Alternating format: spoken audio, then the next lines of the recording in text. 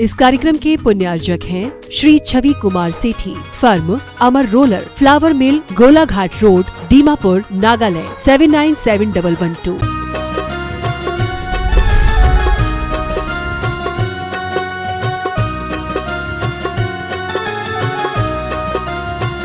बोले देवादिदेव श्री आदिनाथ भगवान की जय जय जय। देवादिदेव श्री चंदा प्रभु भगवान की जय जय जय। देवादिदेव श्री चिंतामणि पार्श्वनाथ भगवान की। संत शिरोमणि गुरुवराचार्य श्री विद्यासागर जी महाराज की।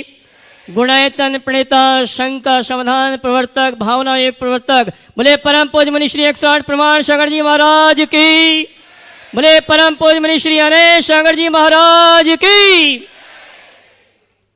तीर्थराज संबेशेखर की तलहटी में स्थित आत्म विकास का दिव्य सदन, जैन सिद्धांतों की वैज्ञानिक प्रयोगशाला, जहां बोलेगा समोशरण, जैन धर्म के परंपरागत मंदिरों धर्मायतों से एकदम अलग एक अद्भुत ज्ञान मंदिर का जहां निर्माण हो रहा है, ऐसे गुणायतन से हम और आप आज के सायंकालीन बहुचर्चित विश्वविख्यात टीवी चैनल का कार्यक्रम शंका समाधान का कार्यक्रम प्रसारित करें।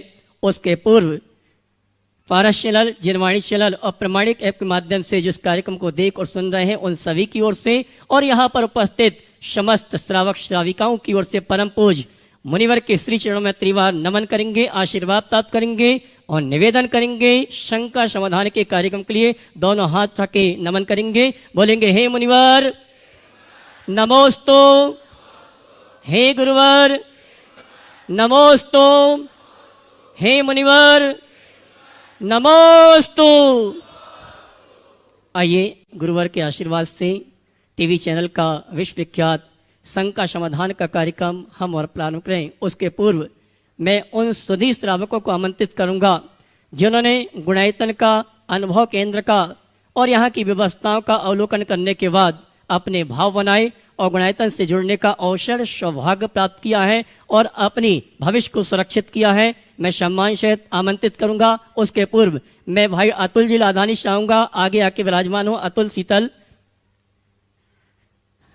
गुणायतन परिवार के लिए जिन्होंने स्वर्ण दान देने का सौभाग्य प्राप्त किया है, सतीश चंद आशरानी जैन गुड़गांव, जोरदार ताली बजाकर इनका सम्मान करें। इसी क्रम में निर्माण निधि से जुड़ने का जिन्होंने सौभाग्य प्राप्त किया है, अमरचंद राजेश कुमार शिपानी कोलकाता, विनोद कुमार, सुरेंद्र कुमार संचेती कोलकाता, तालियां बजती रहनी चाहिए।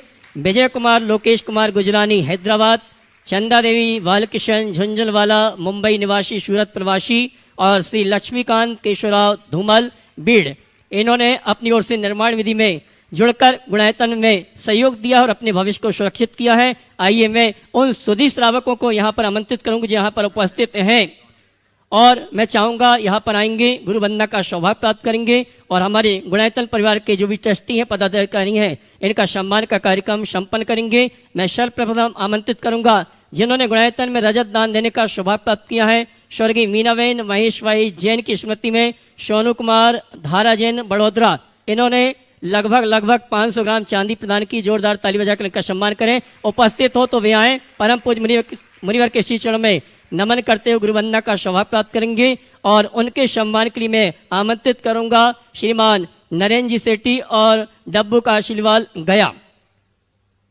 हाँ जी, और इसी क्रम में मैं आमंत्रित करूंगा जिन्होंने गुणायतन में स्वर्ण दान देने का सौभाग्य प्राप्त किया है, दिनेश कुमार, वीना, विवेक, ऋचा, नव्या, नायरा, मयंक, हिमानी, अनाहिता जैन इंद्रापुरम गाजियाबाद, इन्होंने स्वर्ण दान देने का सौभाग्य प्राप्त किया है। अगर यहाँ पर उपस्थित हैं तो वे आएंगे। परम पूज्य मुनिवर के श्री चरणों में नमन करते हुए गुरुवंदना का सौभाग्य प्राप्त करेंगे। और चलिए, और इसी क्रम में निर्माण मित्र के रूप में जिन्होंने जुड़ने का सौभाग्य प्राप्त किया है, श्रीमती कमलाबाई, पारस मेडिकल, आनंदपुर, विदिशा, अगर उपस्थित हैं तो वे आएंगे। परम पूज्य मुनिवर के श्री चरणों में नमन करते हुए गुरुवंदना का सौभाग्य प्राप्त करेंगे। अगर उपस्थित नहीं है तो उनके भावों की अनुमोदना के लिए आप जोरदार ताली बजाकर उनका सम्मान करें। और आइए गुणायतन से जिन्होंने आज जुड़ने का सौभाग्य प्राप्त किया है, गुणायतन ट्रस्टी के रूप में श्रीमान अशोक जी, श्रीमती वीना, श्री आशीष जैन गाजियाबाद, वे आएंगे। परम पूज्य मुनिवर के श्री चरण में नमन करते हुए गुरुवंदना का सौभाग्य प्राप्त करेंगे। और मैं ये कहना चाहूँगा 48 मंडली सिद्ध चक्र महामंडल विधान में ये मंडल पुण्याजक भी हैं और इनके सम्मान के लिए मैं आमंत्रित करूँगा नरेंद्र जी शेट्टी और डब्बू काशलीवाल जी, ये दोनों आएंगे। हमारे सम्मानी गुणायतन ट्रस्टी श्रीमान अशोक, श्रीमती वीना, आशीष जैन गाजियाबाद का सम्मान करेंगे और आपकी तालियां बजती रहनी चाहिए। और आइए चलते हैं हम आप 48 मंडली जो सिद्ध चक्र महामंडल विधान दिनेश वीना जैन आइए, और इनके सम्मान के लिए मैं आमंत्रित करूंगा हमारे श्री अर्चना अशित वेनाडा, ये दोनों आएंगे, सम्मान का कार्यक्रम संपन्न करेंगे। आप जोरदार ताली बजा का इनका सम्मान करेंगे। और बंधु, एक दिन शेष है और 8 दिन विशेष है, और इस महा अनुष्ठान का मुख्य पुण्यार्जक बनने का, ध्वजारोहण करने का जिन्होंने सौभाग्य प्राप्त किया है, जो गुणायतन के निर्देशक हैं और शिरोमणि संरक्षक भी हैं, मैं सम्मान से आपकी तालियों का सम्मान चाहूंगा और आमंत्रित करूंगा हमारे श्रीमान प्रशांत जी मुंबई वे आएंगे। परम पूज्य मुनिवर के श्री चरणों में नमन करते हुए गुरुवंदना का सौभाग्य प्राप्त करेंगे और उनके सम्मान के लिए मैं आमंत्रित करूंगा श्रीमान एनसी जैन साहब कार्याध्यक्ष गुणायतन, अरविंद जी राजा गुणायतन ट्रस्टी जबलपुर, और अरविंद जी जोरदार ताली बजाकर इनका सम्मान करें। पिछले जितने विधान यहाँ पर हुए हैं सभी विधान का ध्वजारोहण करने का सौभाग्य अगर किसी को प्राप्त हो रहा है, प्रशांत जी मुंबई गुणायतन निर्देशक शिरोमणि संरक्षक गुणायतन, जोरदार तालियों बजाकर इनका सम्मान करें। और इसी क्रम में मैं आमंत्रित करूंगा, आप ये जो हाल देख रहे हैं, ये हाल देख रहे हैं, ये जिनके माध्यम से बना है, मैं कहना चाहूंगा ये वो शख्स है, वो कहता है मैं शिलान्यास बाद में करूंगा, पहले पैसा दूंगा। राशि जमा कराने के बाद उन्होंने शिलान्यास किया था और आज इस प्रवचन हाल में हम संघ का समाधान का कार्यक्रम और अन्य धार्मिक अनुष्ठान करते हैं। जिन्होंने इस अनुष्ठान में प्रथम मंडल लेने का सौभाग्य प्राप्त किया है और ये प्रवचन हाल अपनी ओर से बनाने का अवसर प्राप्त किया है और हर विधान में प्रथम मंडल लेने का सौभाग्य जिस परिवार को प्राप्त होता है, शिरोमणि संरक्षक, ताली तो बजाओ, अतुल, शीतल, निहाल, वंदना लाधानी, वोक्षरा गुजरात वे आएंगे। परम पूज्य मुनिवर के श्री चरणों में नमन करते हुए गुरुवंदना का सौभाग्य प्राप्त करेंगे और उनके सम्मान के लिए मैं आमंत्रित करूंगा श्रीमान एनसी जैन साहब कार्याध्यक्ष अरविंद जी पायल, ये दोनों आएंगे। और हमारे सम्मानीय ये वो शख्स हैं, महाराज से हमेशा कहता है महाराज जब भी घोषणा हो तो पहला मंडल तो आप, ताली तो बजाओ इसके लिए। और आइए इसी क्रम में मैं आमंत्रित करूंगा शिरोमणि संरक्षक ताराचंद जी जयंती परिवार अलवर, वे आएंगे परम पूज्य मुनिवर के श्री चरणों में नमन करते हुए। और मैं ये कहना चाहूंगा ये वो शख्स हैं, जब भी यहां से कोई घोषणा होती है सबसे पहले फोन अगर किसी का आता है तो जयंती परिवार श्रीमान ताराचंद जी अलवर। और इनके सम्मान के लिए मैं आमंत्रित करूंगा एनएल जैन साहब कार्याध्यक्ष गुणायतन और सुभाजी गुणायतन सीईओ, ये दोनों आएंगे। हमारे सम्मानी ताराचंद जी जयंती परिवार का सम्मान का कार्यक्रम संपन्न करेंगे और मैं चाहूंगा एक बार जोरदार ताली बजाकर इनका सम्मान करें। और आइए इसी क्रम में मैं अगले पुण्यार्जक को आमंत्रित करूंगा, इनका भी मंडल है, शिरोमणि संरक्षक हैं, सम्मान से आमंत्रित करूंगा गन्नौर निवासी अनिल ममता जैन। अनिल ममता जैन जिनके भाव बहुत ऊंचे हैं, मुनिवर से निवेदन किया मुनिवर हम कुछ बड़ा काम करना चाहते हैं विधान में। गुरुवन ने कहा अभी थोड़ा विचार करते हैं, पूरा आशीर्वाद शायद इनको शाम तक मिल जाएगा। मैं आमंत्रित करूंगा अनिल ममता गन्नौर, वे आएंगे परम पूज्य मुनिवर के श्री चरणों में नमन करते हुए गुरुवंदना का सौभाग्य प्राप्त करेंगे और उनके सम्मान के लिए आमंत्रित करूंगा श्रीमान प्रदीप जी नोएडा और जेके जैन साहब नोएडा, ये दोनों आएंगे। हमारे सम्मानी अनिल जी ममता गन्नौर, इनका एक मंडल भी है शायद, जोरदार ताली बजाकर इनका सम्मान करें। और आइए मैं उस व्यक्तित्व उस शख्स को आमंत्रित करूंगा जो परम पूज्य मुनिवर से कई वर्षों से जुड़ा है और मुनिवर की भावना को हमेशा पूर्ण करने में सहयोग करते हैं, श्रीमान त्रिलोकचंद जी आची देवी शेट्टी किशनगंज बिहार, आइए साहब। और उनके सम्मान के लिए मैं आमंत्रित करूंगा हमारे शीतल लाधानी आए और हमारे गन्नौर परिवार की जो श्राविका है उनका सम्मान का कार्यक्रम संपन्न करें, श्रीमान त्रिलोकचंद जी आची देवी शेट्टी किशनगंज बिहार। और उनके सम्मान के लिए मैं आमंत्रित करूंगा हमारे शिरोमणि संरक्षक जिन्होंने एक बड़ा मंडल लेने का सौभाग्य भी प्राप्त किया है, श्रीमान प्रमोद जी भारल, नवी मुंबई, वे आएंगे। और हमारे सम्मानी त्रिलोकचंद जी आची देवी शेट्टी, किशनगंज बिहार, उनका सम्मान का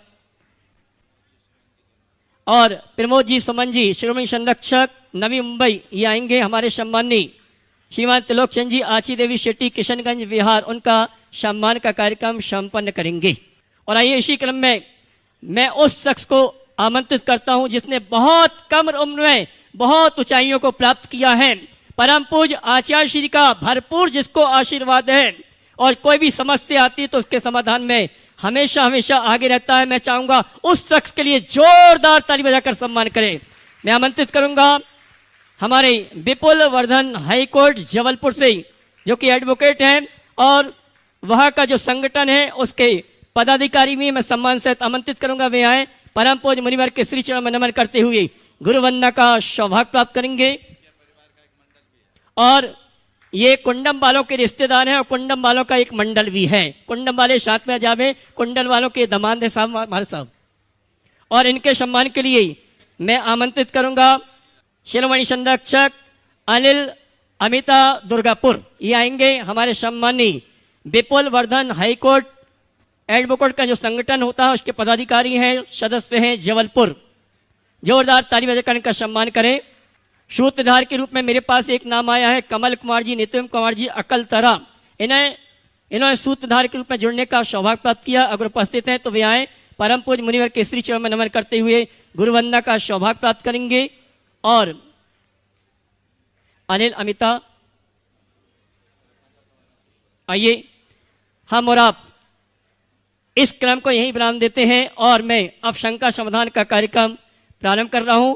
और शंका समाधान के कार्यक्रम के लिए प्रथम प्रश्न के लिए मैं आमंत्रित करूंगा हाँ जी, विपुल वर्धन हाईकोर्ट जबलपुर।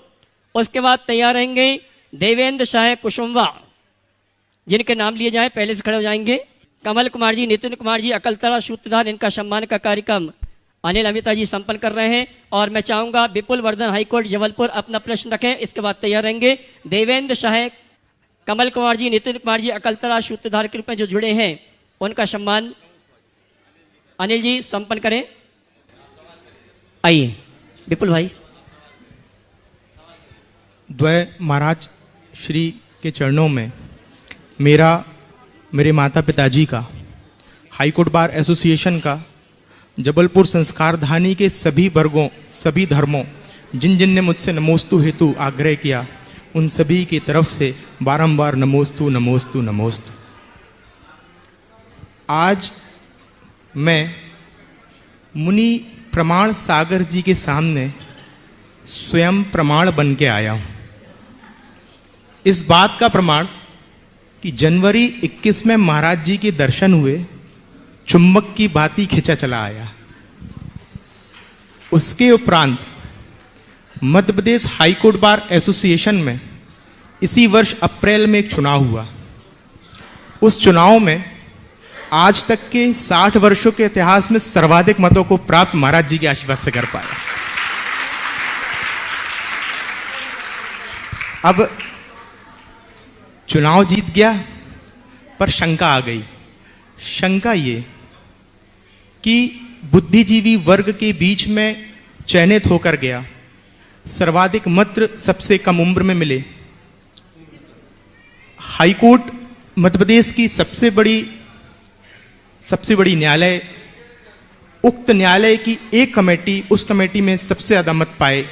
सभी की अपेक्षाएं मुझसे। न्यायाधीशों और अधिवक्ताओं के बीच में लगातार हो रहे अवसाद, लगातार हो रहे मतभेदों को एक करना, उसको समाप्त कराना, समाज में न्यायदान अच्छा प्राप्त हो सके, न्यायाधीशों और अधिवक्ताओं के बीच में समतुलता बनी रहे, उसको मैं कैसे कर सकूं? बहुत समाज को नई दिशा कैसे दे सकूं, मैं कैसे कार्य कर सकूं? महाराज जी, आपसे मैं शंका का समाधान चाहता हूं। पहले तो मैं चाहूंगा एक बार जोरदार करतल ध्वनि से विपुल वर्धन का स्वागत। इसलिए इतनी कम उम्र में, जैसा इन्होंने बताया, हाईकोर्ट के बार एसोसिएशन के सदस्य के रूप में चयनित होना, और वो भी अब तक के सर्वाधिक मतों से, निश्चित इनकी योग्यता और काबिलियत का प्रमाण। आपने जो बात कही है बहुत ही अर्थपूर्ण है। न्यायाधीशों और अधिवक्ताओं के मध्य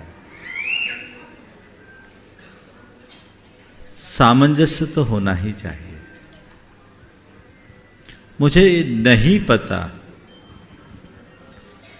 कि ये सामंजस्य की कमी क्यों है, पर मैं इतना जानता हूं कि अभिभाषक अपने धर्म का और न्यायाधीश अपने धर्म का ठीक रीति से पालन करे तो कहीं कोई समस्या ही नहीं। न्यायाधीश को न्यायाधीश की तरह अपना काम करना चाहिए और वो करते भी हैं। अधिवक्ता को भी अधिवक्ता बनकर काम करना चाहिए और उसके उसूलों पर दृढ़ रहना चाहिए। कहने में थोड़ा सा शायद बुरा लग सकता है, लेकिन फिर भी मैं संकोच त्याग कर कह रहा हूं। अब मुझे ऐसा लगता है कि लोग अपने धर्म से विमुख होने लगे हैं। आपने पूछा है ये कैसे हो, तो एक ही पंक्ति में उत्तर दूंगा, अपने धर्म पर दृढ़ रह करके चलो, समस्या अपने आप हल हो जाए। एक धर्म वह है जो तुम नित्य मंदिर जी में करते हो, वो तुम्हारा अपना पर्सनल धर्म है। लेकिन एक धर्म वो है जो तुम्हें अपने क्लाइंट के सामने और अदालत में निभाना है, वो तुम्हारा प्रोफेशन रिलेटेड धर्म है। लोग प्रोफेशन को तो महत्व देते हैं, लेकिन उस प्रोफेशन की धर्म को भूल जाते हैं। तुम्हारे माध्यम से मैं हर उस व्यक्ति से कहूंगा जो प्रोफेशनल लाइफ जी रहे हैं, वे प्रोफेशन रिलेटेड धर्म को कतई ना छोड़े। यदि लोग इसे निभा लें तो कहीं कोई समस्या ही शेष न रहे।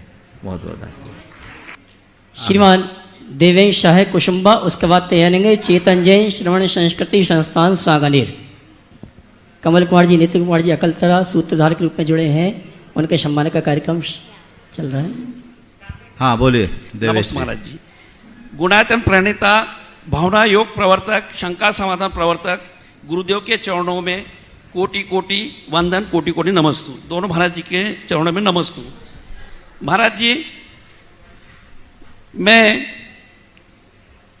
आपके 52 गणेश के चातुर्मास से आपसे मैं जुड़ा हूं, और मैं समाधि सागर महाराज जी के परिवार से ही आपके दर्शन आया हूं। महाराज जी में एक छोटा सा सवाल है।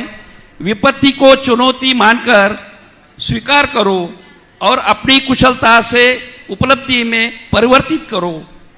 महाराज श्री, विपत्ति में बुद्धि और कुशलता काम नहीं करती तो हम उसे क्या करें? विपत्ति में बुद्धि या कुशलता काम नहीं करती तो हम क्या करें? संपत्ति में गुरु चरणों में रहने का अभ्यास कर लो ताकि विपत्ति में संभल सके। नमस्ते महाराज जी। नमस्ते महाराज जी। चेतन जैन श्रवण संस्कृति संस्थान सांगानेर, उसके बाद तैयार रहेंगे अरविंद पायल शेट्टी हजारीबाग। समस्त श्री दिगंबर जैन श्रवण संस्कृति संस्थान परिवार की ओर से आपके चरणों में बारंबार नमोस्तु नमोस्तु नमोस्तु। हे गुरुवर, मेरी जिज्ञासा है कि आपने अभी कहा था कि सभी लोग धर्म से बहुत विमुख हो रहे हैं, तो मैं चाहता हूं गुरुवर कि मैं उस श्रवण संस्कृति संस्थान में पढ़ता हूं। मैं अपना इतना सौभाग्य मानता हूं कि जिसको मैं जन्मों जन्मों तक नहीं चुका सकता, और आपकी आचार्य गुरुवर विद्यासागर जी महामुनिराज की आशीर्वाद से सुधा सागर जी महाराज की प्रेरणा से और आपकी प्रेरणा से गुरुवर जो श्रमण संस्कृति संस्थान का उद्धार हुआ है, और जो पहले एक बीज के रूप में था, आज वह इतना विशाल हो गया है कि उसने एक बट वृक्ष का रूप धारण कर लिया है। तो उस श्रमण संस्कृति संस्थान के उपकार को और लोगों के द्वारा जो धारणा बनी है कि धर्म करने से क्या होता है, इस धर्म का क्या मर्म है, इससे क्या मिलेगा, तो और भी लोग धर्म से च्युत हो रहे, तो हम इसके बारे में क्या समझेंगे? बहुत अच्छी बात। मैं तुम्हारी बात का एक ही पंक्ति में उत्तर दूंगा और उससे पूर्व ये कहूँगा कि निश्चित श्रमण संस्कृति संस्थान हमारी समाज के लिए एक बहुत बड़ी उपलब्धि के रूप में प्रमाणित हुई है, और इससे आज हमारे लिए विद्वान सुलभ हुए। पर मैं इतना ही कहूँगा कि तुम सभी विद्वान या वहाँ अध्ययनरत विद्यार्थी हमेशा श्रमण संस्कृति को अपना आदर्श बना करके चले, अपने आप धर्म की चहुमुखी प्रभावना होगी और हमारा रास्ता प्रशस्त होगा। नमोस्तु गुरुवर। अरविंद पहल सिटी हजारीबाग, उसके बाद तैयार रहेंगे श्रीमणी संरक्षक ध्वजारोहणकर्ता गुणायतन निर्देशक श्रीमान प्रशांत जी मुंबई। बोलो। हेलो, नमोस्तु महाराज जी। महाराज श्री अभी अष्टानिका पर महापर्व आ रहा है, तो उसके लिए हम लोग को अपने घर में रहकर अपनी विशुद्धि कैसे बढ़ाएं और अपनी दिनचर्या क्या रखें? उस देखिए, बहुत अच्छा संयोग है। अष्टानिका का दिन है, ये तो 8 दिन पवित्रतम दिन है। ये 8 दिन भगवान के भक्ति के दिन हैं। आप देखिए, स्वर्ग के देवता, चारों निकाय के देव 8 दिवस तक अहरनिश सारे अपने अपने विमान से निकलकर भगवान की भक्ति करते हैं। वो भगवान की भक्ति करने के लिए अपने स्वर्ग के जिनालियों में नहीं जाते, वे साक्षात भगवान के समोसरण में भी जा सकते, वहाँ भी नहीं जाते, वे नंदीसर द्वीप में जाते हैं, क्योंकि उनको पता है जो मजा तीर्थ में है वो तीर्थंकर में भी नहीं, और वहाँ वे अहरनिश भक्ति करते हैं। तो ये 8 दिन केवल भक्ति के दिन हैं। ये काल मंगल है। आप सब बहुत भाग्यशाली हैं कि अष्टानिका के इस पावन घड़ी में, जहाँ मंगल काल है, आप सिद्ध क्षेत्र में आकर सिद्ध चक्र विधान का आयोजन करने जा रहे हैं। यहाँ द्रव्य भी मंगल हो गया, क्षेत्र भी मंगल हो गया, काल भी मंगल हो गया, और विधान रचने का भाव भी मंगल हो गया। सब मंगल मंगल। तो वे लोग तो सब भाग्यशाली हैं। कल का दिन है, और जो लोग हैं रास्ते में कल रात्रि तक आ जाएंगे। परसों से सिद्ध चक्र महामंडल विधान की ये भव्य आराधना यहाँ प्रारंभ होगी। लेकिन जो लोग यहाँ नहीं हैं, घरों में हैं, अपने गाँवों में, मंदिरों में अनुष्ठान कर रहे हैं, वे भी विशुद्धि बढ़ाएं। और अब तो सुविधा है टेक्नोलॉजी की, घरों में भी लोग, मंदिरों में भी लोग सिद्ध चक्र विधान अलग अलग LED स्क्रीन लगाकर करते आए हैं। आप लोग भी कर सकते हैं। मैं तो सभी से कहूँगा, 8 दिवस तक घर में सिद्ध चक्र के इन मंत्रों को गूंजने दो, पूरा घर पवित्र हो जाएगा।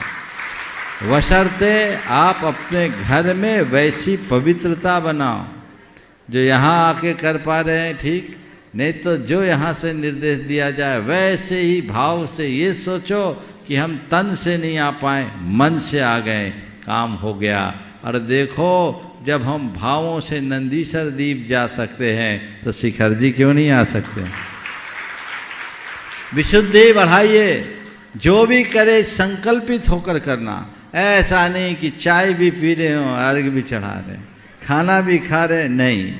विधान यानी पूर्ण विधान, पूरे विशुद्धि के साथ ग्रंथ को खोलकर और मंत्र को बोलकर पूरी तन्मयता से जब आप करेंगे, 7 से पुण्य का बंध होगा। वैसा प्रयास करना। श्रीमान NC जैन साहब कार्याध्यक्ष गुणायतन, उसके बाद तैयार रहेंगे श्रीमणी संरक्षक प्रथम मंडल पुण्याजक अतुल शीतल निहाल वंदा लाधानी वक्षरा गुजरात। द्वय मुनिराजों के चरणों में मेरा, मेरे परिवार, समस्त मॉडल टाउन और दिल्ली जैन समाज का त्रिबार नमोस्तु। गुरुवर, तमन्नाएं जीवन में कभी ख़त्म नहीं होगी और समस्याएं भी कभी ख़त्म नहीं होगी, लेकिन फिर भी हम इस तमन्ना से जी रहे हैं कि शायद ये कभी ख़त्म हो जाए। एक तमन्ना पूरी होती, दूसरी तमन्ना चालू हो जाती है, और एक समस्या सॉल्व होती है, उसके साथ साथ दूसरी समस्या उठ जाती है। तो दोनों में एक तो डिफरेंस कैसे रखें कि तमन्ना भी पैदा नहीं हो और तमन्ना पैदा हो तो उससे समस्या नहीं बने, और क्या कोई ऐसा दिन आएगा कि हमारे जीवन में कोई समस्या नहीं होगी? तमन्नाएं भी पूरी हो और समस्या भी ना हो, है ना? ये तो ऐसा ही है कि ईंधन भी डालते रहें और आग भी बुझ जाए, ये कभी हो नहीं सकता। सदैव एक बात ध्यान रखना, इच्छाओं की पूर्ति इच्छा मुक्ति का साधन नहीं है। इच्छाओं की पूर्ति इच्छा मुक्ति का साधन नहीं है। इच्छाओं के नियंत्रण से ही इच्छा की मुक्ति होगी। यदि आप चाहते हैं कि मेरे सामने समस्याएं ना आए, तो थोड़ा देखो तो सही, तुम्हारे मन की तमन्ना ही तो समस्या है। उनसे मुक्त हो जाओ, समस्या अपने आप खत्म होगी। पर मुक्त कैसे हो, यह हम प्रश्न है। तो उनसे मुक्त होने के लिए हमें चाहिए कि हम उन्हें धीरे धीरे नियंत्रित करें। इच्छा, अनिच्छा, सदिच्छा और असदिच्छा।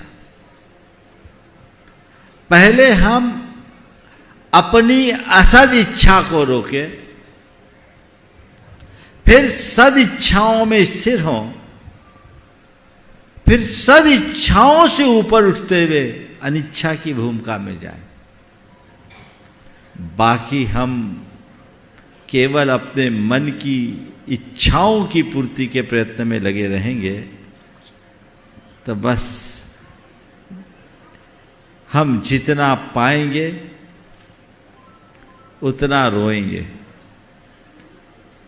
ये एक चक्र है, क्योंकि वो अंतहीन है।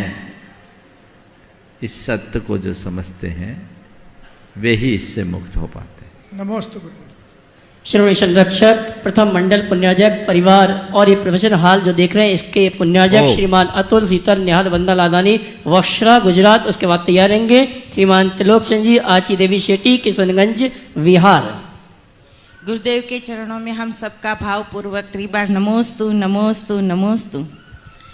गुरुदेव, हम अक्सर संसार में तीन प्रकार के लोग देखते हैं, जिनके पास द्रव्य नहीं है, धन नहीं है, पर वो द्रव्य कमाने के चक्कर में इतना फंसा हुआ है कि उसको भगवान का नाम लेने का वक्त ही नहीं, उसको याद ही नहीं कि मुझे भगवान का नाम लेना चाहिए।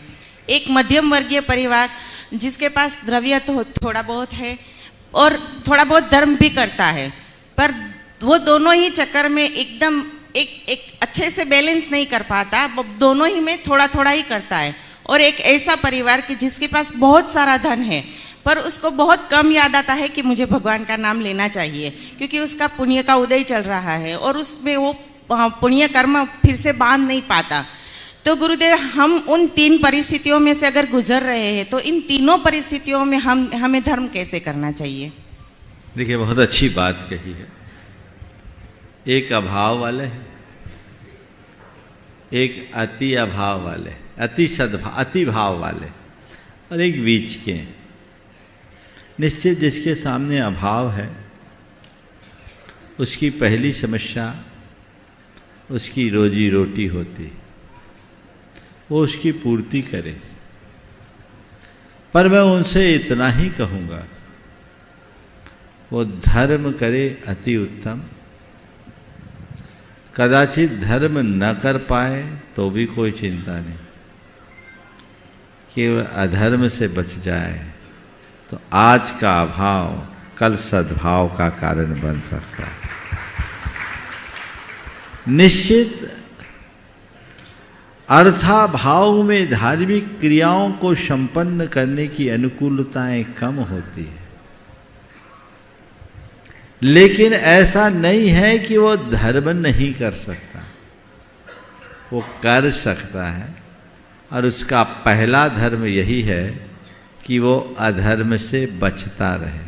पहली बात, अधर्म से बचकर चले। और क्रियात्मक धर्म न कर पाए कोई चिंता नहीं, भावात्मक धर्म से कभी विमुख ना। आप कोई बोली नहीं बोल पाते, कोई चिंता नहीं, नमोकार तो बोल सकते हैं, इसमें कौन सा पैसा लगता है? हो सकता है कि नहीं? आप शरीर से कमजोर होने के कारण कोई त्याग तप नहीं कर सकते, भगवान का नाम तो सुमर सकते, इसमें क्या लगता है? भावना हो तो व्यक्ति हर स्थिति में धर्म कर सकता है। आप तो एक गरीब मनुष्य की बात करते हैं, हमारे यहाँ तो पशु पक्षी और यहाँ तक कि सप्तम नरक की नारकी तक को धर्म करने का अधिकारी बताया गया है, वो भी धर्म कर लेता है।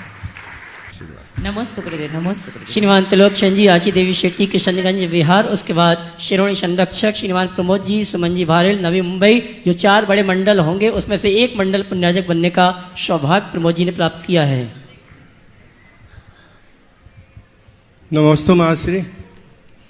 मेरा कोई प्रश्न नहीं था, लेकिन एक जिज्ञासा आ गई मन में कि मैं सम्मेद शिखर जब आता हूँ और यहाँ देखता हूँ कि सम्मेद शिखर कितनी महानता है।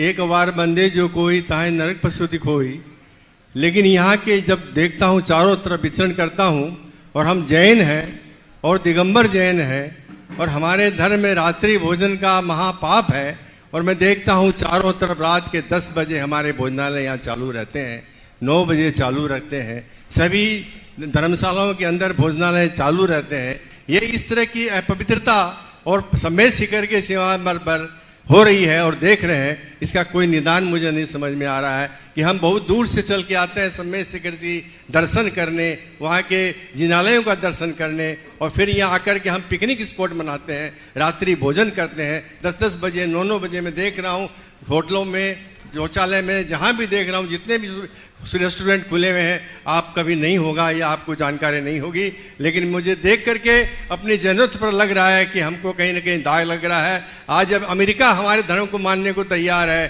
सारा विश्व जैन धर्म की चर्चा कर रहा है, लेकिन आज हम खुद जैन होकर के भटक रहे हैं। इसको मार्गदर्शन देने की आप अगर चाहेंगे गुरुवर तो ये बंद हो सकता है, ये बंद होना चाहिए। सम्मेद शिखर तो कम से कम पवित्र रहना चाहिए।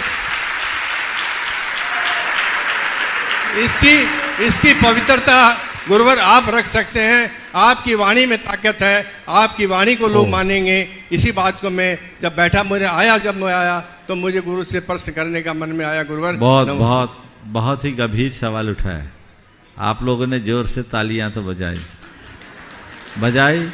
आज जितने लोग यहाँ उपस्थित हैं और जो घरों में बैठ करके सुन रहे हैं, संकल्प ले ले कि कभी सम्मेद शिखर जी में जाएंगे तो रात्रि में हम पानी के अलावा कुछ भी नहीं खाएंगे। कितने लोग ले रहे सभा बताओ?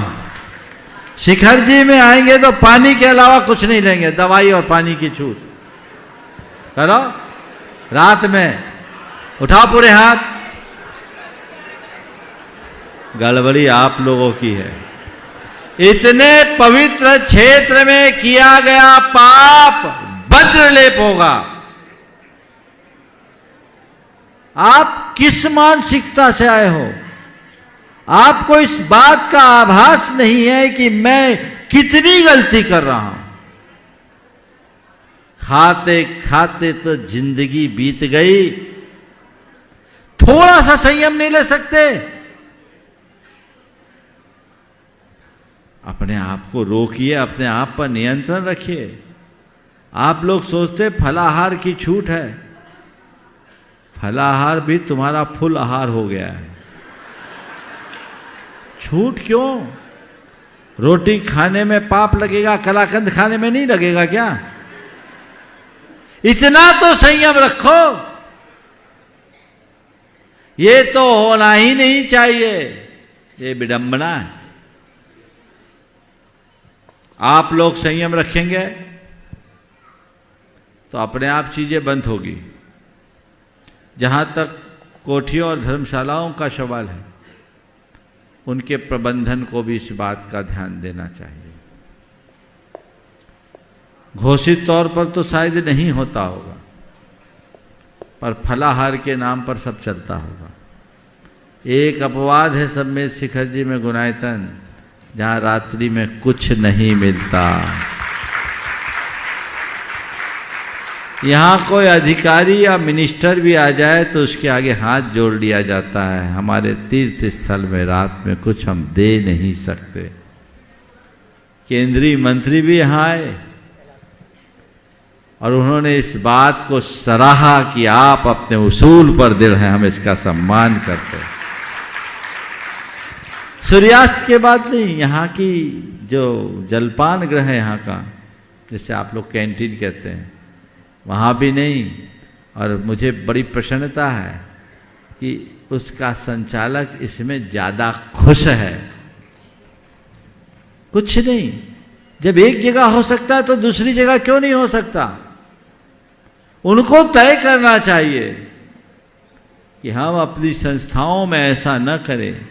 और आप लोगों को तीर्थ क्षेत्र की वंदना करते समय तो विशेष संयम रखना चाहिए। शिखर जी आओ तो एक आसन करके रहो। देखो आज प्रशांत जी सवेरे से कुछ नहीं खाए, एक ही बार की कल वंदना करना, कुछ नहीं खाना मुझे, ताकि मैं फिट रह सकूं, अच्छे से वंदना कर सकूं और पर्वत पर मुझे कुछ करना न पड़े। ये समझ है। और तुम लोग हो दिखभर जाए फिर छोड़ना नहीं है ना? और फिर तुम लोग भी सोचते हो महाराज अब पहाड़ से उतर के आते तो निढाल हो जाते हैं, कुछ किया नहीं जाता। क्यों? दिन में आइए, समय पर आइए, समय पर लीजिए। और यदि ऐसा हो नीचे आ जाओ, आधा दिन तो निकल गया, थोड़ा ही तो समय निकालना है, त्याग कर दो, उपवास पूर्वक वंदना करोगे, करोड़ों उपवास का फल प्राप्त करोगे। अगर तुम्हारी कोई शारीरिक बीमारी है, डायबिटीज है या अन्य कोई बातें हैं तो वो एक अपवाद है। लेकिन आम जन, बिल्कुल ठीक कहा त्रिलोकचंद जी ने, अभी निकलोगे तो सारे रेस्तराओं, होटलों, खोमचों में, और आप जैसा बोल रहे हैं तो मुझे पता नहीं रात की कहानी क्या होती, लेकिन मैं यही समझ रहा हूँ कि कोठियों की कैंटीनों और भोजनशालाओं में भी चल रहा होगा। ताली मत बजाओ भैया, सिर ठोको। ये लज्जा की बात है। हम किसी के मध्य क्या संदेश दे रहे हैं, हमें ये गंभीरता से सोचना चाहिए। और जब हम इन बातों पर ध्यान देंगे तभी समाज में कुछ अच्छा कर पाएंगे। शिखर जी आए, ऐसे तीर्थ की वंदना करने आए जहां की एक बार की वंदना कर लेने मात्र से नरक और पशु गति से मुक्ति मिल जाती है, तो क्या बकरी की भांति चरने वालों को या निशाचरों को मिलेगी? रात में खाने वाले क्या है? जो निशा में चरे वो निशाचर? बोलो, गलत बोल रहा हूं क्या? सही बोल रहा हूं कि गलत? बोलो, रात में खाने वाला कौन है? रात में खाने वाला कौन है? तो मरने के बाद निशाचर बनो या ना बनो, जीते जी बन गए अगर तुमने खा लिया तो। समझ गए ना? अपनी सोच को बदलिए। अब तो ऐसा लगता है कि रात्रि भोजन त्याग तो हमारी पहचान ही नहीं है, सब चलता है। 70-70, 80-80 साल की उम्र वाले लोग भी लेकिन लगे हैं लाइन में। ये बिल्कुल गलत बात है। बहुत अच्छी बात यहां से उठी है। मुझे उम्मीद है कि लोग इस पर विचार करेंगे। संस्थाओं के प्रमुख आपस में निर्णय लें, ये उनकी बात, और संस्था के अलावा आप सब व्यक्तिगत रूप से संकल्प लें जितने लोग इस कार्यक्रम को देख और सुन रहे हैं, ये संदेश जन जन तक पहुंचाए और शिखर जी में हमारी पहचान बनी रहे, इसलिए हमारी जिम्मेदारी है। यहां तो हम रात में नहीं खाएंगे, कहीं तुम्हारी व्यक्तिगत मजबूरी हो तुम खाओ, मैं कुछ नहीं बोलता, वो तुम्हारी मर्जी है, पर कम से कम शिखर जी में तो जैनों की पहचान बने रहने दो। मुझे याद है जब चीनी यात्री ह्वेनसांग भारत आया, उसने अपनी यात्रा कथा में वैशाली का वर्णन किया और उसने लिखा कि मैंने वैशाली में बड़ी संख्या में निर्ग्रंथों को देखा। उस जमाने में निर्ग्रंथ जैन कहलाते थे, क्योंकि जैन मुनि को निर्ग्रंथ कहते थे। मैंने बड़ी संख्या में निर्ग्रंथों को देखा। समाज में उनकी अतिरिक्त प्रतिष्ठा थी और उनकी दिनचर्या की शुरुआत सूर्योदय से होती थी और सूर्यास्त होते ही उनकी दिनचर्या खत्म हो जाती थी। जैनी तो वो है जिसके चौके की कुंडी सूरज खोले और सूरज ही उसकी कुंडी चढ़ाए, वो सच्चा जैनी है। तुम्हारी ये पहचान थी, अब सारी पहचान खंडित। जिस दिन तुम लोग इस कार्य के लिए संकल्पित हो जाओगे, कहना नहीं पड़ेगा कि ये जैन तीर्थ है, यहां आते ही लोगों को झलकने लगेगा कि ये जैनियों का सर्वश्रेष्ठ तीर्थ है। ये निर्वाल भूमि है, शाश्वत भूमि है। दिन तो है तुम्हारे लिए खाने पीने के लिए, और फिर देखिए आप लोग खूब खाते पीते हो ना, रास्ते में कितनी बार जाना पड़ता है वंदना करते समय, कितनी अपवित्रता करके आते हो, असाधना नहीं है क्या? ये पाप का भागी कौन बनेगा? कितना पुण्य कमाते वो तो तुम जानो, पर ये पाप तो तुम्हें भोगना ही पड़ेगा। इसलिए हर व्यक्ति को घर से निकलते ये संकल्पित करना चाहिए कि शिखर जी जाऊंगा तो रात में तो कुछ भी नहीं खाऊंगा, कुछ भी नहीं पीऊंगा सिवाय पानी के। मत लो फलाहार, मरोगे नहीं, और मर भी जाओ तो शिखर जी में मरोगे तो तर जाओगे। क्यों डरते हो? मजबूत बनिए, अपने आप को कहीं से शिथिल मत होने दीजिए, तभी आप अपने जीवन का पथ प्रशस्त कर सकोगे।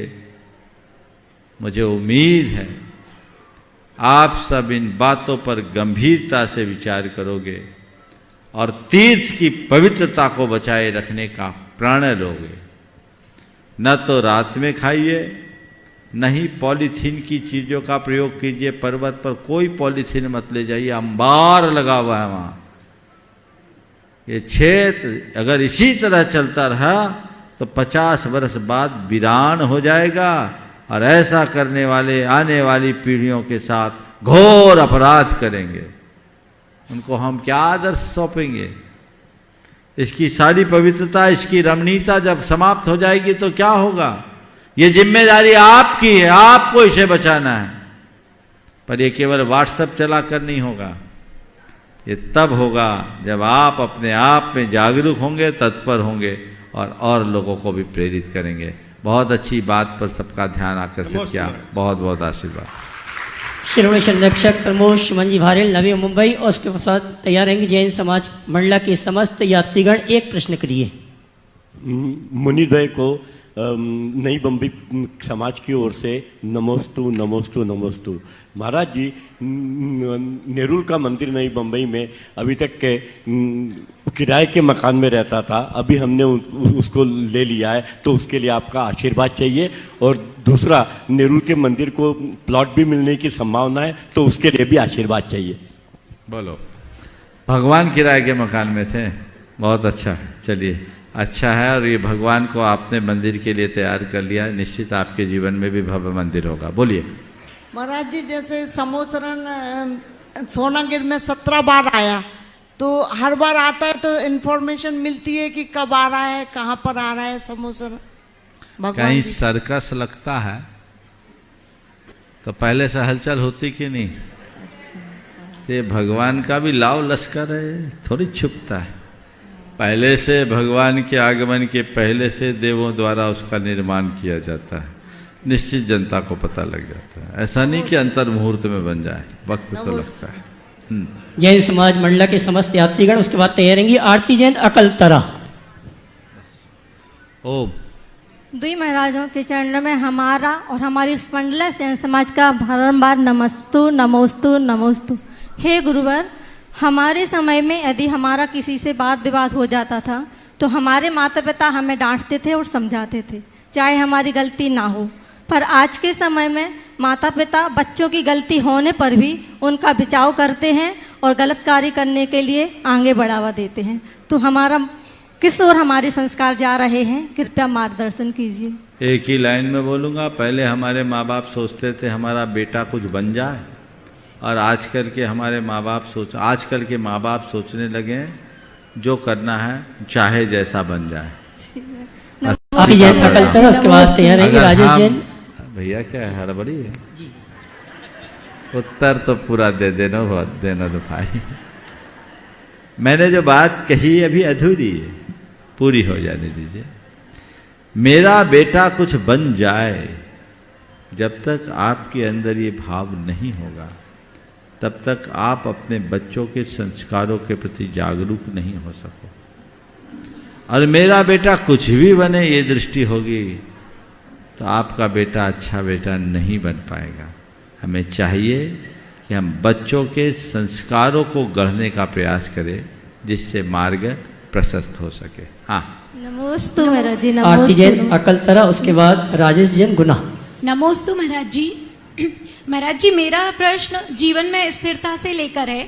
जब हम थोड़े समय के लिए विदेश गए तो हमें वहाँ लगता था कि सब कुछ भारत में है, हमारा धर्म या हमारा परिवार सब कुछ। जब हम यहाँ आ जाते हैं और दूसरों को जाते हुए देखते हैं तो फिर मन वैसा होने लगता है। तो स्थिरता कैसे आए महाराज जी? यही संसार, इधर वाले को उधर अच्छा लगता, उधर वाले को इधर अच्छा लगता, इसलिए इधर से उधर होता रहता। आपने वहाँ जाने का निर्णय लिया, आपको अच्छा लगा, पर यहाँ का आकर्षण आपको खींचा, आप यहाँ आ गए। तो एक सूत्र अपने हृदय में धार लो, मैं जहाँ हूँ वहीं अच्छा हूँ, और मुझे अपने और अपने स्थान के अपने देश की अच्छाइयों को देखना है, दूसरे को नहीं देखना। और संकल्पित हो जाओ कि इतनी भी बड़ी अपॉर्चुनिटी आए मुझे जाना ही नहीं है, तो मन अपने आप शांत हो जाए। नमोस्तु महाराज जी। राजेश जैन गुना, उसके बाद तैयार रहेंगे कीर्ति जैन गुणायतन ट्रस्टी अरविंद राजा परिवार जबलपुर। नमोस्तु नमोस्तु नमोस्तु। दोनों महाराज जी के चरणों में मेरा बारंबार नमोस्तु। महाराज जी, मेरी शंका मूर्ति और मंदिर के ऊर्जा स्तर को लेकर है। सूर्य मंत्र पश्चात वेदियों पर स्थापित होने वाली मूर्तियों की ऊर्जा कैसे बढ़ती है? शिखर का क्या महत्व है? कलश और सूर्य का क्या कोई संबंध है? और दूसरे तल पे स्थापित मंदिर की जो मूर्तियां हैं उनका ऊर्जा स्तर क्या ज्यादा होता है? जो प्रथम ऊर्जा स्तर, हाँ, प्रथम स्तर की ज्यादा होती है या दूसरी से ज्यादा होती है? मंदिर की प्रतिष्ठा के उपरांत मूर्ति में ऊर्जा कैसे बढ़ती है, शिखर और कलश का क्या महत्व है, और द्वितीय तल की मूर्ति का क्या ऊर्जा स्तर ज्यादा होता है? आपका 3 सवाल है। देखिए, जहां तक ऊर्जा का सवाल है, आजकल लोग ऊर्जा को मापते हैं, मूर्तियों को ऊर्जा से जोड़ते हैं। मुझे जचता ही नहीं, क्योंकि हमारी प्रतिमा विराजमान करने का दृष्टिकोण ये नहीं है। हम मूर्ति को पूछते हैं कि मूर्तिमान को पूछते हैं? हाँ बोलो। मूर्तिमान को। तो मूर्तिमान तो अमूर्त है, उसकी क्या ऊर्जा? तुम ये पत्थर की ऊर्जा को नाप रहे हो। अरे परमात्मा की तो अनंत शक्ति और सब समान है, वहां क्या ऊर्जा दिख रही? पर लोगों का जो दृष्टिकोण है भौतिक, यहां मूर्ति में ऊर्जा है, मूर्ति में ऊर्जा है, मूर्ति में अतिशय है। अरे तुम किसको पूज रहे हो? जिन अरहंत परमात्मा के बिंब के दर्शन से सम्यक दर्शन हो सकता है, वहां तुम क्या पाना चाहते हो? प्रभु के स्वरूप को जानो, ऊर्जा को मापने की आदत बंद कर दो। लोग मापते हैं पर मुझे बिल्कुल असंगत दिखता है, क्योंकि हमारे भगवान को विराजमान करने का मूल उद्देश्य नितांत आध्यात्मिक है। और जब हम आध्यात्मिक उद्देश्य से विमुख होकर केवल भौतिक दृष्टि संपन्न कर लेते हैं तो हम कभी अपना उत्थान नहीं कर सकते। ऐसी मूर्ति के दर्शन से न तुम्हें कोई विशिष्ट पुण्य मिलेगा न सम्यक दर्शन। भगवान के दर्शन से कल्याण होगा, मूर्ति के दर्शन से नहीं। अब भगवान तो अमूर्त है, उस अमूर्त परमात्मा को हमने मूर्त बिंब में केवल श्रद्धा भाव से विराजमान किया है, और वो हमारी दृष्टि होनी चाहिए, हमें भगवान दिखने चाहिए, मूर्ति नहीं। और जब तुम्हें भगवान दिखेंगे तो ऊर्जा कहाँ खोजोगे? और एक बात और बता रहा हूं, हम लोग जब सूर्य मंत्र आदि की प्रतिष्ठा देते ऊर्जा नहीं डालते हैं, प्राण डालते हैं। उन्हें सचेतन करते हैं, मंत्रों के द्वारा वे सारे संस्कार आरोपित करते हैं जिससे वह जड़ मूर्ति जीवंत भगवान बन सके। ये दृष्टिकोण होना चाहिए। लेकिन बलिहारी है, सब जगह ऊर्जा मापने लगे। मैं एक भाई को देखा, वो डाउजर लेके आया था, भगवान की ऊर्जा नाप रहा था। बोले अपने को तो नाप रहे, तू भगवान को क्या नाप रहा है? किसको नाप रहा है? तेरी औकात को तू भगवान को नापेगा? ये दृष्टिकोण गलत है और आप लोग भी इन्हीं बातों से मुग्ध होते हैं और प्रभावित होते हैं। धर्म के मर्म को समझिए, ऊपरी बातों से प्रभावित मत होइए। यदि आप इसी तरह ऊपरी बातों से प्रभावित होंगे तो उसका जो मूल प्राण है वो खो जाएगा। जहां तक कलश, शिखर, मंदिर की संरचना, ये सब चीजें हैं, इनका अपना एक विज्ञान है मंदिर के शास्त्र में। वो इस बात का द्योतक है कि सब प्रकार की सकारात्मकता मंदिर में बनी रहे, ताकि हमारे भावों और विचारों में भी सकारात्मकता हो। हमारे मंदिर के जितने भी शिखर होते हैं वो शंक्वाकार, डोम के आकार का होता है। उसके पीछे की भावना ये है, एक बात बीच में और बता रहा हूं, दरअसल हमारे जितने मंदिर थे वो ध्यान के केंद्र थे, पूजा के स्थल हमने बाद में बना दिए। गर्भगृह में हम ध्यान करते थे, सभा मंडप में पूजा करते थे, और वहां ध्यान करके जब मंत्रों की ध्वनि हम करते तो मंत्रों की ध्वनि ऊपर जाकर के टकरा कर हम पर गिरती कई गुनी होकर, तो उससे हमारे मस्तिष्क में अल्फा तरंगों का निस्सरण होता, जो हमारे अंदर एक अतिरिक्त आनंद और प्रसन्नता को भरती।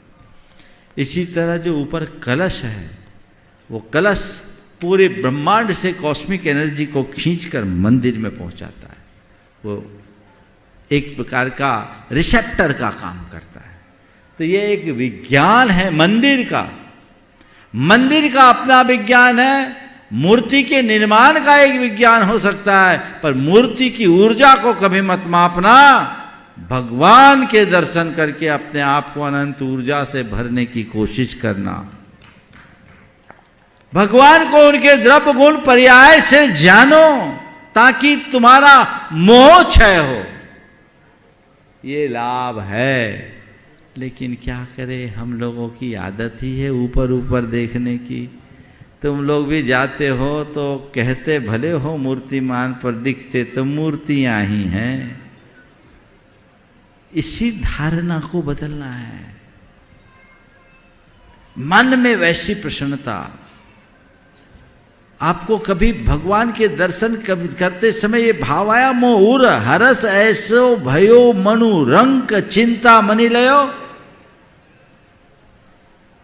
अगर भगवान के दर्शन करते समय ऐसे भाव नहीं आए तो समझना अभी तक तुमने भगवान के दर्शन ही नहीं किए, कोई मूर्ति के दर्शन किए। मूर्ति में अपनी ऊर्जा हो सकती है, आकर्षण हो सकता है, पर वो हमारा दृष्टिकोण नहीं होना। हमारा लक्ष्य और हमारी दृष्टि भगवान के बीतराग स्वरूप पर होना चाहिए। आप जितनी स्तुतियां हैं, किसी ने भी भगवान की मूर्ति का गुणगान नहीं किया, भगवान की बीतरागता का वर्णन किया ना। वो हमारा इष्ट होना चाहिए। कदाचित मूर्ति की चर्चा आई भी तो बहुत गौण रूप से, हमें प्रधानता के साथ जो है उसे उसी रूप में देखना और समझना चाहिए। नमोस्तु महाराज, नमोस्तु। कृति जैन गुणायतन ट्रस्टी अरविंद राजा परिवार जबलपुर, उसके बाद तैयार रहेंगी श्रीमती गुणमाला जी जयपुर। दो मुनिवर के चरणों में बारंबार नमोस्तु नमोस्तु नमोस्तु। गुरुवर, किसी का सत्य किसी की कल्पना होता है। गुरुवर, लोग अपनी कल्पनाओं में जीना चाहते हैं, जिससे वे खुद को और अपने से जुड़े लोगों को जाने अनजाने कष्ट पहुंचा देते हैं। तो गुरुवर, किसी की कल्पना और सत्य में समावेश कैसे रखें, कृपया मार्गदर्शन दीजिए। किसी का सत्य उनकी अपनी कल्पना होती है और वो अपने कल्पनाओं में जीना चाहते हैं, और अपने कल्पनाओं में जीने के कारण जाने अनजाने में बहुतों को कष्ट पहुंचाते हैं। आपका पूछना है कि ऐसे लोगों के साथ हम अपना सामंजस्य गुरुवर, हम अपनी दृष्टि ऐसे कैसे रखें हाँ, कि हमारी हम अपनी कल्पना और दृष्टि सत्य। कैसे रखें। देखिए, इसका बड़ा सरल सा उत्तर है। व्यक्ति अपनी कल्पनाओं में जिए, कोई बात नहीं, उसे सत्य माने, कोई बात नहीं, पर अपने मान्य सत्य को औरों पर थोपने का आग्रह बंद कर दे। हम क्या करते हैं, जो मेरी दृष्टि है वही सही है, जो मेरी मान्यता वही सही है, जो मेरी धारणा वही सही है, इतने में भी खतरा नहीं। पर जो मेरी मान्यता, कल्पना और धारणा है, तुम भी वैसा ही करो, इसमें दिक्कत है। इसलिए ऐसी धारणा ना करें। ओम हाँ, श्रीमती गुणमाला जी जयपुर, उसके बाद बस आखिर। नमोस्तु मायासी। ये मेरी दोनों मायासी को बार नमोस्तु। ये मेरी शंका नहीं है, मेरी बेटी की शंका है। उसने बोला मायासी को बोलना, मैं धंधा इतना बड़ा कर लिया, बाहर निकलना चाहती हूँ, निकल नहीं पाती धंधे से, तो उससे बाहर कैसे निकलूं और कैसे दलदल से बाहर निकलना चाहती हूँ, कैसे निकलूं? निकल नहीं पाती हूँ। हाँ, हमने सुना है, बचपन में हमने ऐसा पढ़ा था कि कोई दलदल में फंस जाए तो चौड़े तख्ते पर रेंग कर निकला जाता है। कैसा? आप लोगों ने भी पढ़ा होगा, ये तो जनरल साइंस में पढ़ाया जाता है कि तख्ता चौड़ा रख दो और चौड़ा तख्ता पर रेंग करके दलदल से निकला जाता है। आपने पाप के दलदल में, व्यापार के दलदल में, विषयों के दलदल में अपने आप को फंसा महसूस किया है, उससे बाहर निकलना चाहते हो तो धर्म का चौड़ा तख्ता ले लो, रेंग कर बाहर निकल जाओ, तर जाओगे। आज के सत्य को परम पूज्य गुरुदेव के चरणों में नमन अर्पित करते हुए मैं यहीं पर विराम दे रहा हूँ। बोलिए परम पूज्य आचार्य गुरुवासी विद्यासागर जी महाराज की ओम।